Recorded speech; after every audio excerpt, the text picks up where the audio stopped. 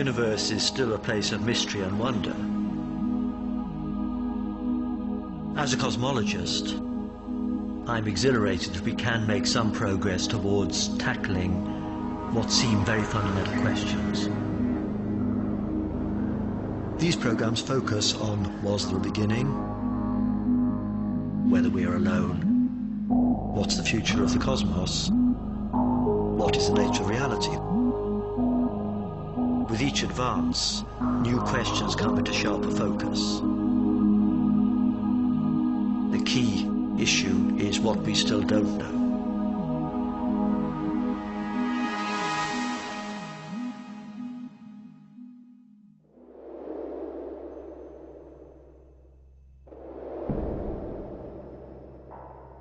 We have no idea how widespread intelligence is in the cosmos. From our present knowledge, the most complex things we know about in the universe are ourselves. In particular, our brains. What's remarkable is that atoms have assembled into entities which are somehow able to ponder their origins. We have always been fascinated by our existence. Of all the wonders of creation, life is the most mysterious. And of all creatures, we are the most special.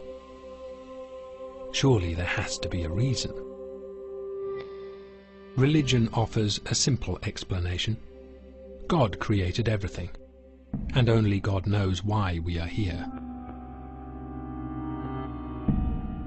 Science came to a different conclusion. It found no evidence for a grand plan. Yet recent discoveries have made scientists think again. It seems ancient notions may be closer to the truth than science has ever imagined.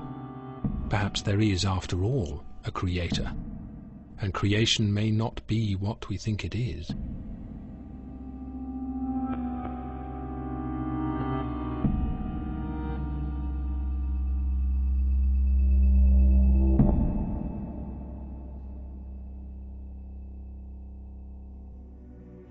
Every religion has its own fantastic story to explain our creation.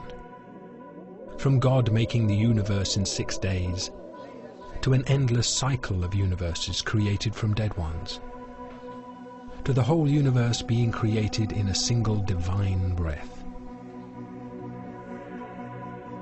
And one idea underpins all these beliefs. Human beings have a special place in this universe. We are here for a purpose. But as science investigated our origins, a creator became unnecessary, and our special place less special.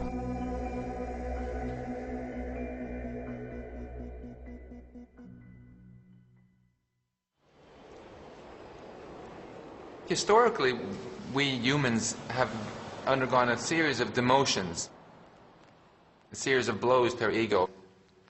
First, we sort of took for granted that everything was centered on us. Most religions and mythologies sort of reflect that. And then, of course, we realized that the world was much bigger than we thought.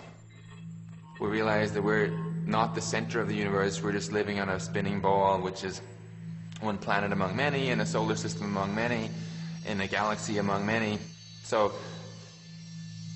you might think at that point we should all just commit collective suicide and depression.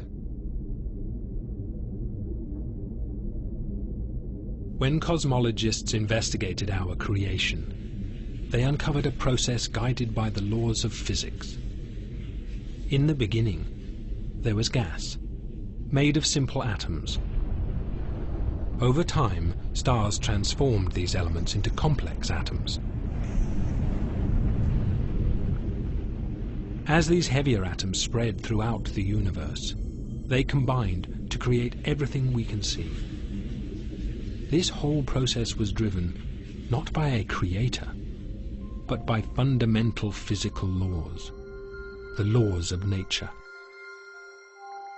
Among these laws were values for the speed of light, the force of gravity, and the charge carried by electrons. The difference between the law of nature and the law of the land is that, no matter what your political persuasion is, we all obey them, whether we like it or not. There's no exceptions to the laws of nature.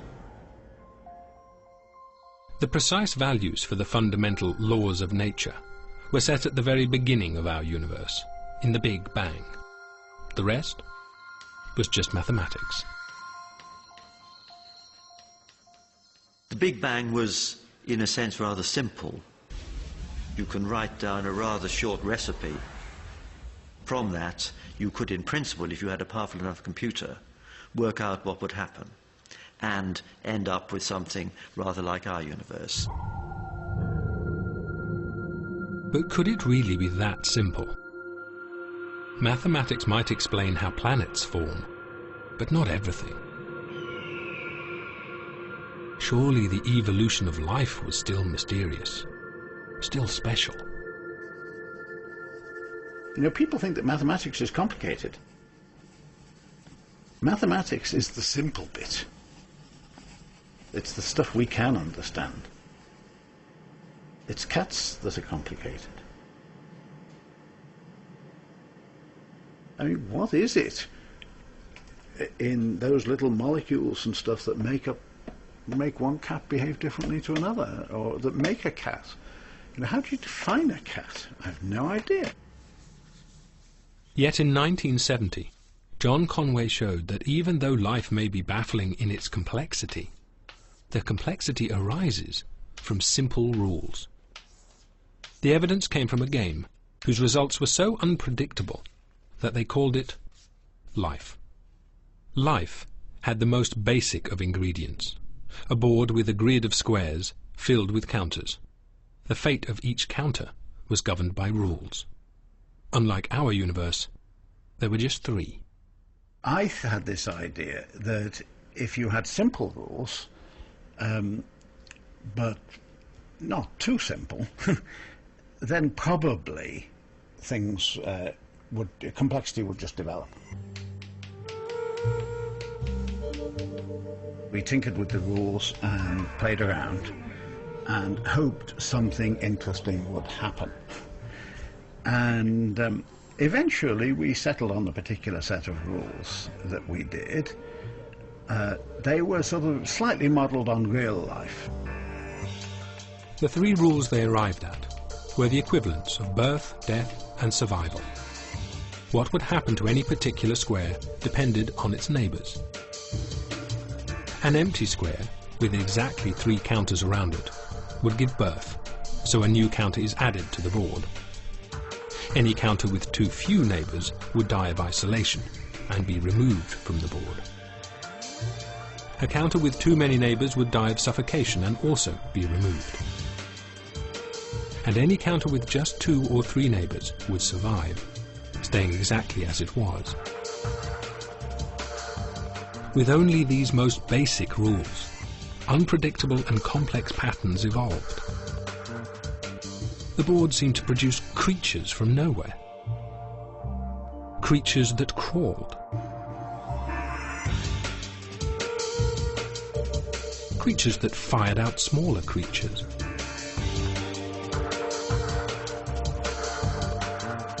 Pumps that looked like a primitive heart. Creatures that spewed out an endless chain of offspring. My little life game is surprising because from the simple rules one wouldn't expect to find things that move in a sort of purposive manner and surprise us.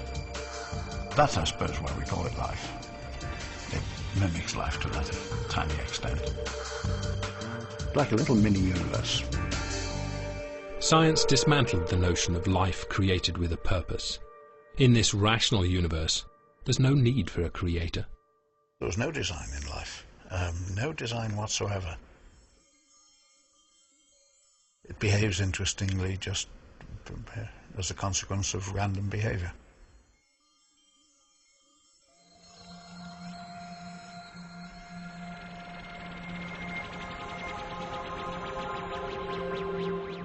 In this random universe, there is no special purpose in our evolution. We are simply the result of atoms, time, and mathematics.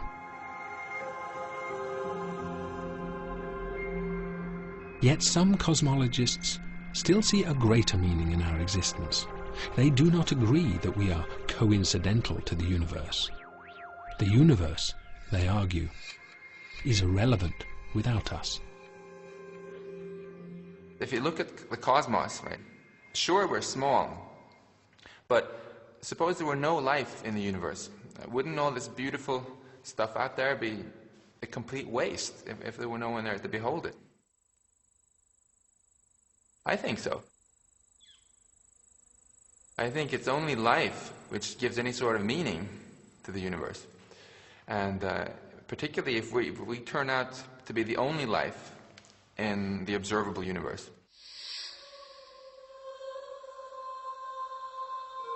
It is called anthropic reasoning. Our creation is still driven by mathematics and the laws of nature. But there is something mysterious, indeed very special, in the laws of nature themselves.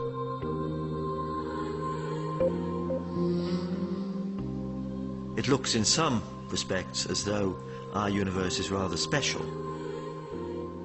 We know the universe allowed our emergence, but it's quite easy to imagine a universe with slightly different properties, in which neither we nor anything as complicated as us could exist. We can imagine, as it were, turning the knobs which were set up at the time of the Big Bang to determine how it expanded and what it was made of. And if we turn the knobs very slightly, we find that we would end up with a universe that would not be so propitious for the emergence of life. Take gravity, perhaps the most familiar of the laws of nature. Its value determines how much things are attracted to each other. From us being stuck to the Earth circling our sun, to the stars held in place in remote galaxies billions of light years away.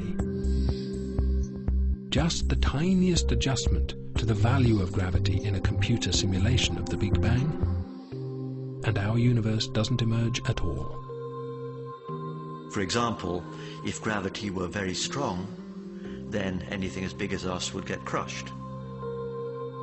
If there were no gravity at all, then no stars would be able to form because they're held together by gravity. No planets either. And the other laws are equally fine-tuned. Any slight adjustment to their value, and we would never exist. There is no known reason why these values should be set as they are, yet they do seem to be fine-tuned to allow our creation. To some of us, not all, to some of us, it looks like we have to live with the idea that the constants of nature, the laws of nature, everything that we know about, somehow was influenced by our own existence. This is something which physicists hate the idea of. Most physicists want the world to be controlled by pure mathematics, not by our own existence. Perhaps there is a rational explanation for why the laws of nature were set so precisely at the birth of our universe.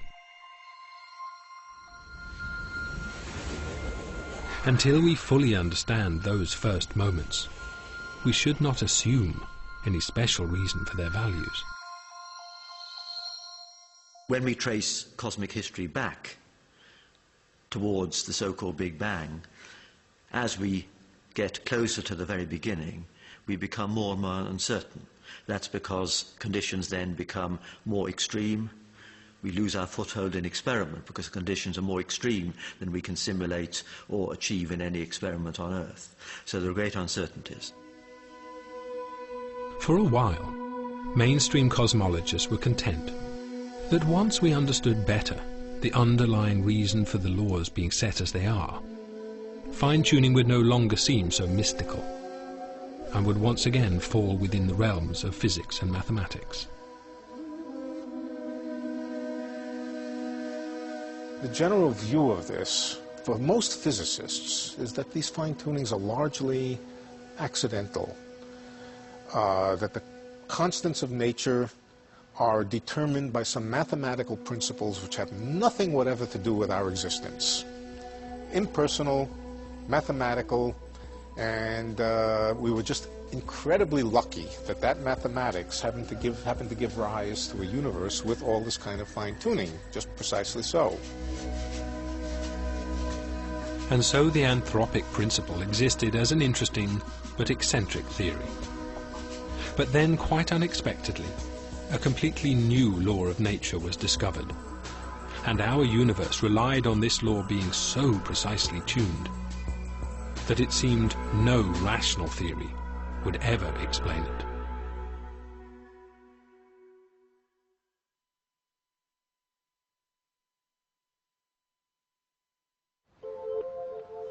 Our universe seems to be defined by a set of numbers which in some sense look special. If we had different numbers, we would end up with a sterile universe. People react to this seeming coincidence in a number of ways. You could say it's the outcome of some kind of design or providence. We could say it's a brute fact we have to accept, because these numbers might be determined by some theory which we haven't yet discovered.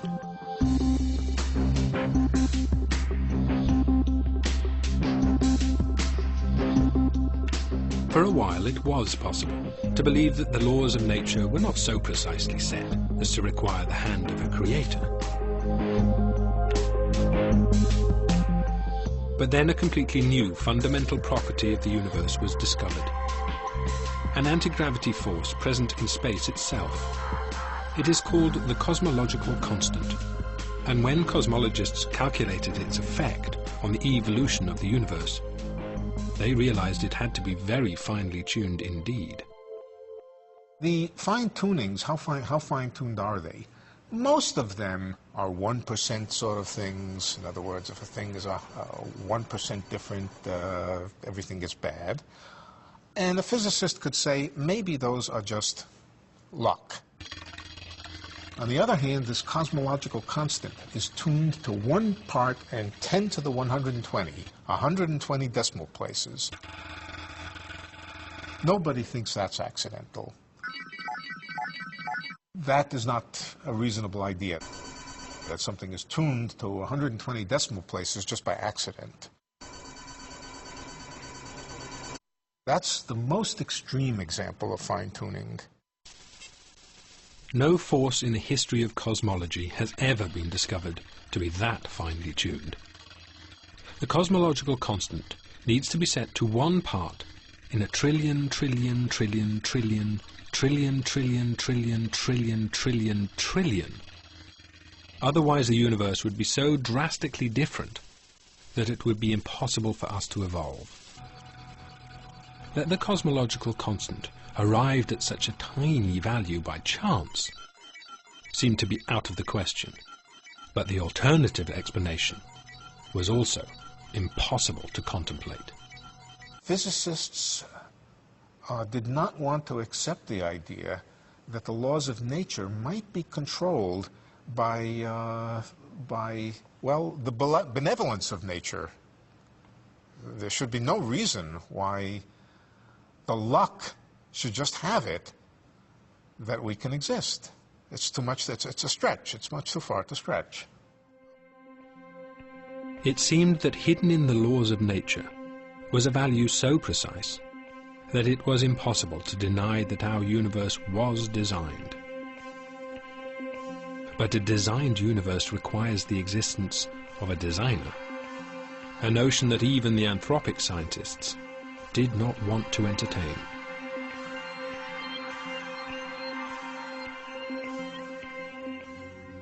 There's some people who love mystery and really enjoy not having all the answers.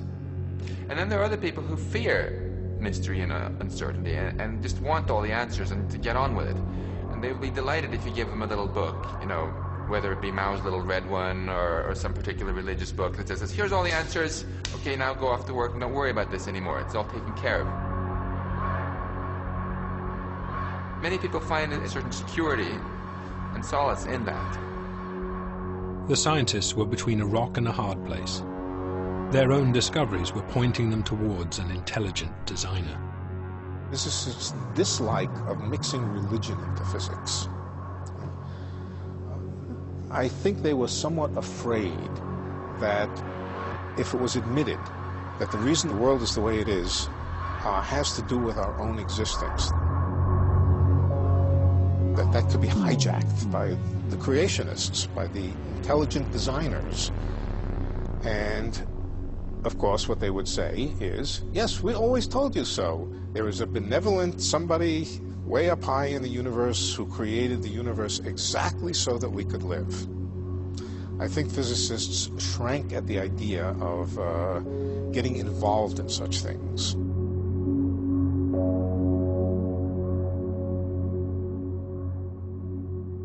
Some people say that this apparent fine-tuning of the universe is a brute fact. We wouldn't be here to worry about the issue otherwise, and that's the way things are.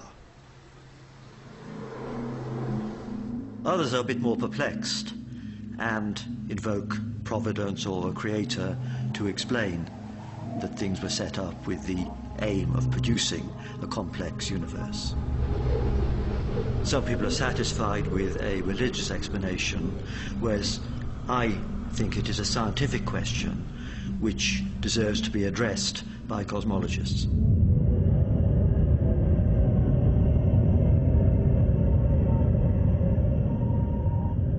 And cosmologists have found a solution to the fine-tuning problem. It is simple and elegant, but it requires a leap of faith as profound as any religious belief.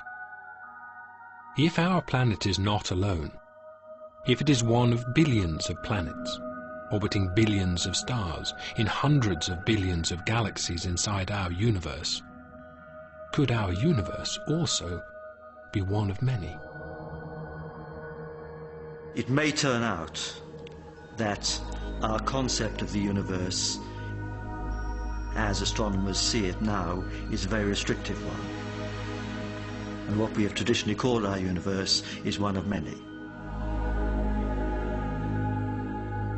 If there are other universes, their laws of nature could all be set differently in their own Big Bangs.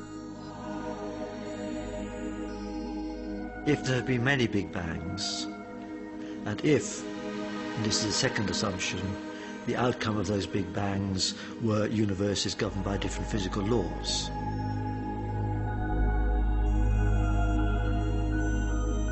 then we could imagine that there would be one universe governed by any particular law we care to envisage.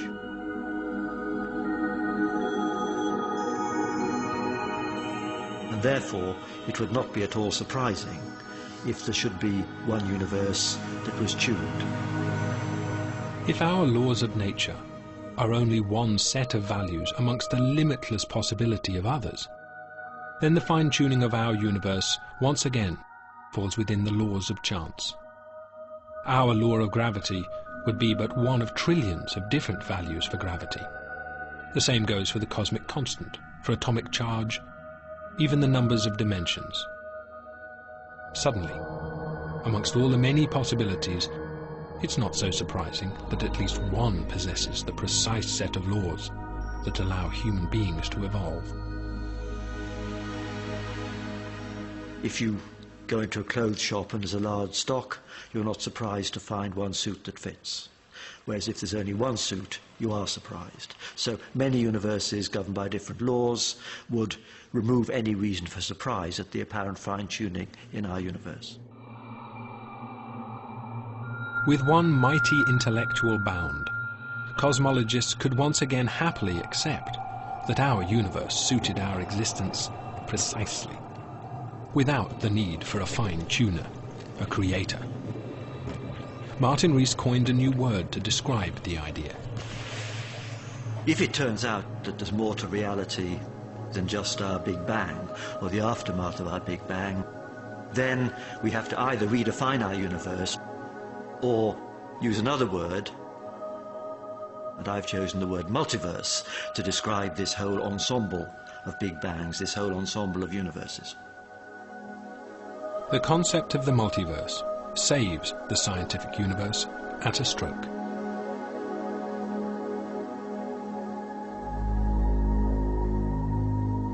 We now have a natural mechanism to explain why there is all this diversity out there, which in turn eliminates the need for the fine-tuning that some people might have liked because it would say that there was a fine-tuner.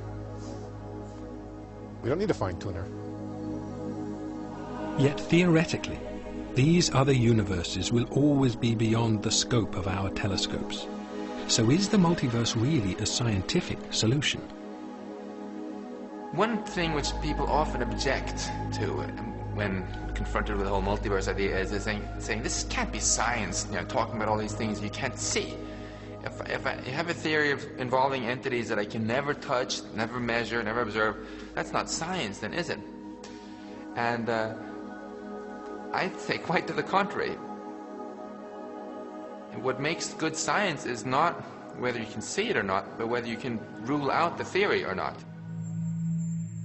Having raised the possibility of other universes, cosmologists started to wonder what they might be like.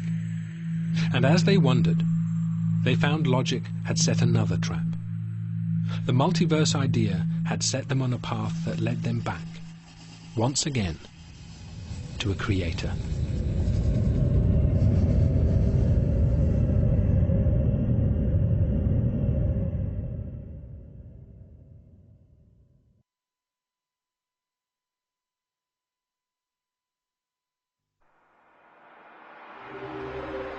To avoid the conclusion that an intelligent force had had a hand in our creation, cosmologists invoked the principle of multiple universes.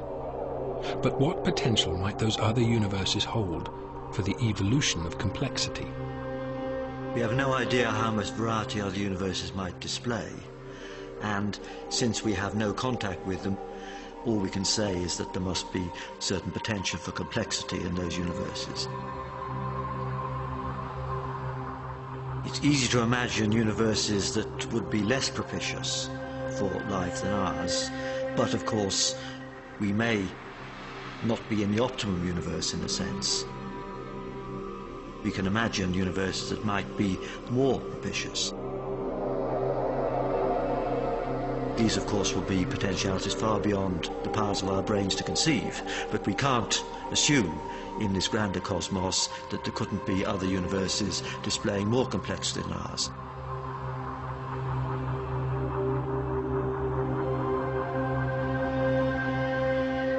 Although we are completely cut off from these other universes, it's not impossible that one day we might be able to prove their existence.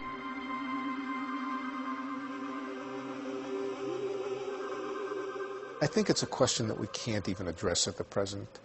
I think we simply have to rely on the ingenuity of future generations of physicists, or whatever they call themselves at that time, to find their way into new ways of thinking about these things.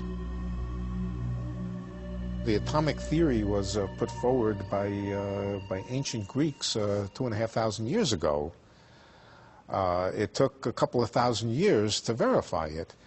It would not surprise me if it takes some fraction of that kind of time before we really absolutely understand these ideas, before we become totally comfortable with these ideas, before we say these ideas are hard, absolutely hard science. But can we ever know what these other universes are like? Somewhere, among this infinite collection, there must be those similar to our own. And some of them will be less evolved, and others much more advanced.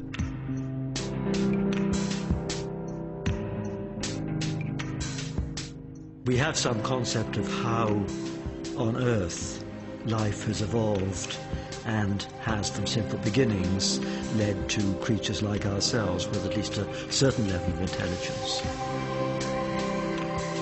There seems to have been a gradual increase in intelligence, and human beings at some stage surpassed other creatures, but we have no idea how inevitable that was.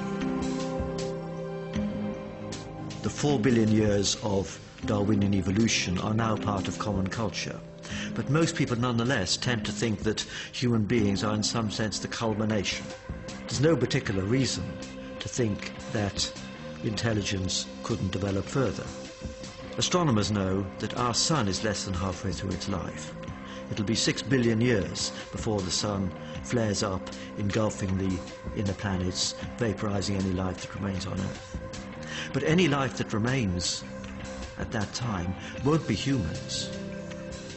It'll be life at least as different from us as we are from bacteria, because there's as much time for future evolution on Earth and beyond before the sun dies as there has been to get from the simplest organisms to us. So our future in this universe can tell us something about life in other more advanced universes. So what is the future for intelligence?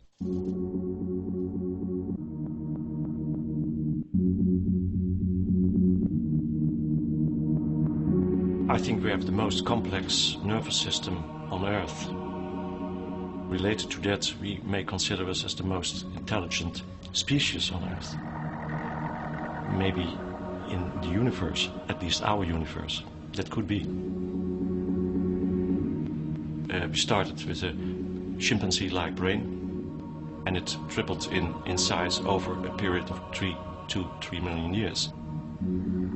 You might wonder whether there's any expansion possible. Michael Hoffman has studied the structure of our brain and asked, would a larger brain increase intelligence?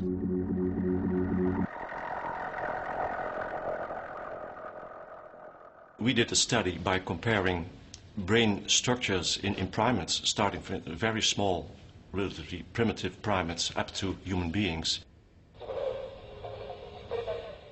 What you can do then is to extrapolate these findings to creatures which even have a larger brain than we had.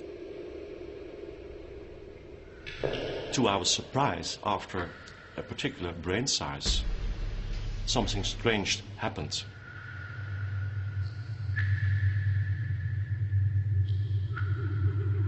There is some maximum in intelligence, in processing power, in cognitive abilities, but beyond that point, you find a decrease in number of structures in the brain.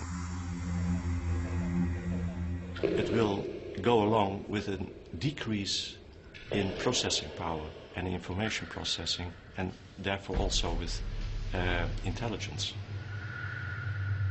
It seems that as the organ of intelligence, the brain has reached its limit. If it becomes bigger, communication between the different parts of the brain slow down, and it actually becomes less efficient. So it can't hardly be better than we do it now. That's in fact the conclusion of all these calculations. We can't change the technology of our brain. In a way, we are prisoners of our ancestors million years ago, as far as the evolution of the brain is concerned. So unless nature invents a new way for organic intelligence to evolve, it seems that in this universe, intelligence has reached its potential. But some scientists see organic intelligence as only the first stage in evolution, and the next stage, they believe, has already begun. For the first 3 or nearly 4 billion years, the driving force of increasing complexity on Earth was evolution, natural selection, sexual selection. But in recent times, in the last few thousand years, it's not evolution any longer, but it's our cultural development that has taken over. And now this has been formalized into scientific and technological and medical development. That's where the action is right now.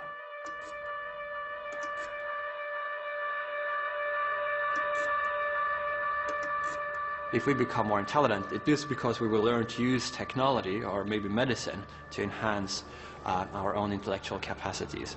And that might happen within a matter of decades. In all these different ways, human beings will use their technical ingenuity to change and modify their own nature.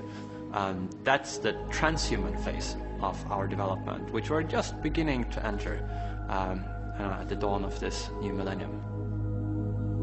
Technology already infiltrates almost every aspect of our lives. But philosophers like Nick Bostrom believe that technology could gradually replace our lives, and that the change will be almost imperceptible. A lot of people might choose to change to a different medium, computational hardware medium, where you wouldn't suffer aging, where your processes of thinking could be speeded up enormously, where you could transport yourself at the speed of light as information pattern, where you could make copies, backup copies of yourselves. You would start by replacing a small bit of the brain, maybe a single nerve cell, with a computer processor that would do the same thing, and then you could replace larger and larger parts, and eventually you would consist of silicon. And that sounds really scary and bad, but if at no point in this process you noticed any difference, and if you ended up with just the same mental life as you had before, then you might think it doesn't really matter so much whether I'm made of silicon or carbon, what's inside my skull, or indeed whether I have a skull or my whole mental life is implemented on a computer. But what matters rather is what you think and feel and do and how you relate to others. Technology could take intelligence beyond the natural capacity of our biological brains. Through technology, our universe could evolve superintelligence.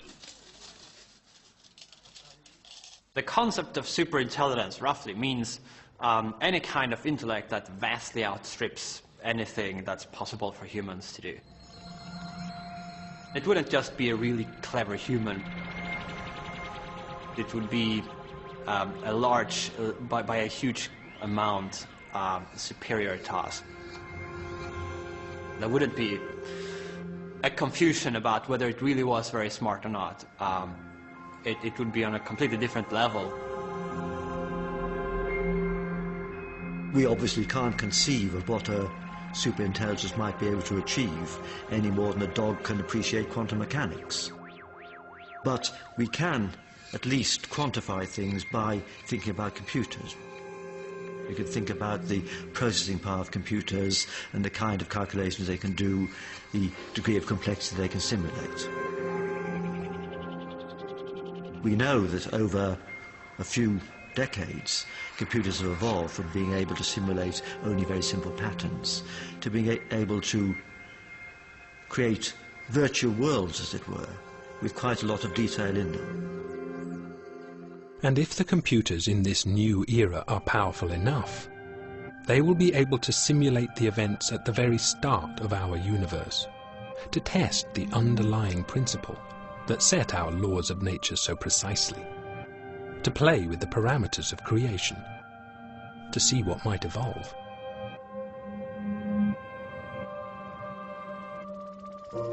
If that trend were to continue, then we can imagine computers which will be able to simulate worlds perhaps even as complicated as one we think we're living in.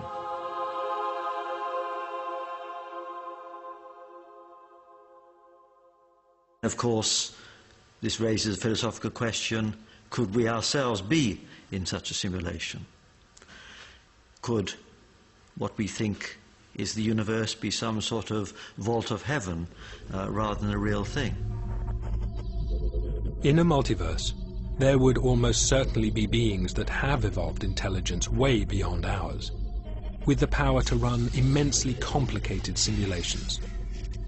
Our whole universe could be one of those simulations. So where does that leave us? In a sense, we could be ourselves the creations within this simulation, I suppose. In cutting themselves free from the possibility of our universe being the work of a creator, a god, logic has taken science back to where it started. Could our superintelligence be the god we have always imagined?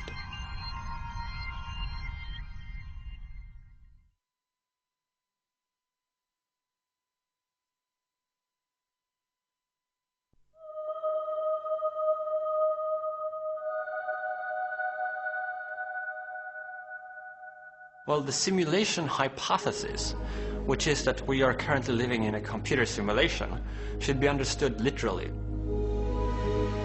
It's not just in a metaphorical sense, whereby one could view the universe as a simulation, but literally we would be living in a simulation created by some advanced civilization in a computer that they have built in their universe. And everything we see and our brains themselves would just be parts of this simulation. And if we are simulations, might we have been simulated for a purpose? Might our existence not be down to chance? Might there after all be a creator with a grand design, just as our ancestors believed?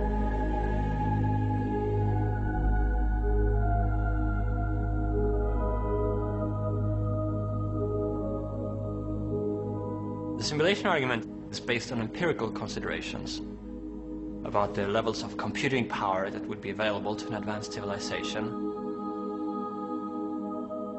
Of course, it couldn't even be conceptualized before we had the concept of a computer. So it's really only in the last several decades that the hypothesis could even be entertained. The creatures crawling across the board in the game of life are little more than blips of data. Nevertheless, they lend eerie support to the simulation hypothesis.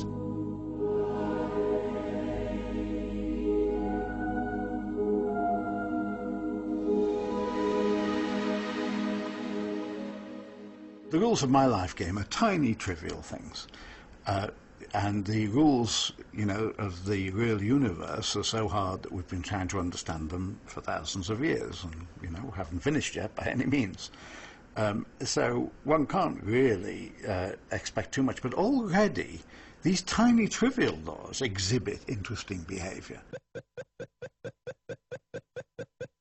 It proved an important point, which is that a system like this could have some of the properties of the real universe.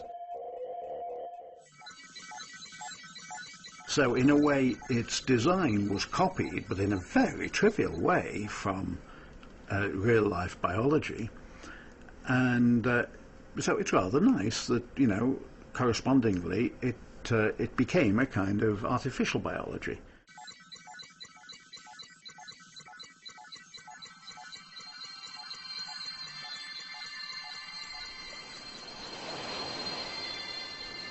We can't be certain to what extent the actual laws governing the natural world are similar to those in the game of life. We do know that the laws governing the natural world are simple. We can write them down in simple equations. We can program computers to simulate them. And from great simplicity, we derive immense complexity. And if our existence is inside a simulation, are we real at all?